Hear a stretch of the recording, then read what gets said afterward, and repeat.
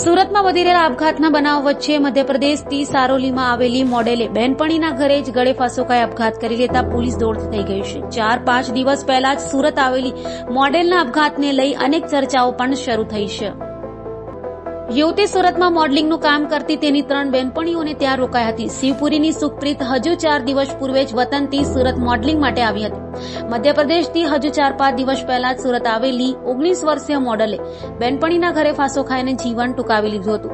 તેણે કયા કારણોસર આપઘાત કર્યો તે હજુ પોલીસ જાણી શકી નથી। વાત એમ છે કે મૂળ મધ્યપ્રદેશના શિવપુરીની વતની અને હાલમાં સારોલી કુંભારિયા ગામમાં આવેલ સારથી રેસીડેન્સીમાં રહેતી 19 વર્ષીય સુખપ્રીત લખવિંદરસિંહ કૌર તેની અન્ય 3 બહેનપણીઓ સાથે રહેતી હતી। તેમનો પરિવાર વતનમાં રહે છે। સુખપ્રીતની સાથે રહેતી તેની બહેનપણીઓ પણ મોડલિંગનું કામ કરે છે। દરમિયાન શુક્રવારે બપોરે ઘરે બેડરૂમમાં છતમાં લગાવેલ પંખા સાથે દુપટ્ટો બાંધીને ફાંસો ખાઈ જીવન ટૂંકાવી લીધું હતું। તેની સાથે રહેતી બહેનપણીએ સુખપ્રીતને લટકેલી હાલતમાં જોતા સમગ્ર ઘટનાની જાણ થઈ હતી। બનાવને અંગે સ્થાનિક સારોલી પોલીસને જાણ કરાઈ હતી।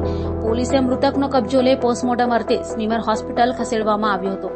સુખપ્રીતના આપઘાત પાછળનું કારણ હાલ જાણી શકાયું નથી। હજુ 4-5 દિવસ પૂર્વે જ પોતાના મધ્યપ્રદેશથી સુરત આવેલી 19 વર્ષીય મોડલે કયા કારણોસર ફાંસો ખાઈ જીવન ટૂંકાવ્યું તે અંગે તો હાલ રહસ્ય સર્જાયું છે। સારોલી પોલીસ વધુ તપાસ કરી રહી છે।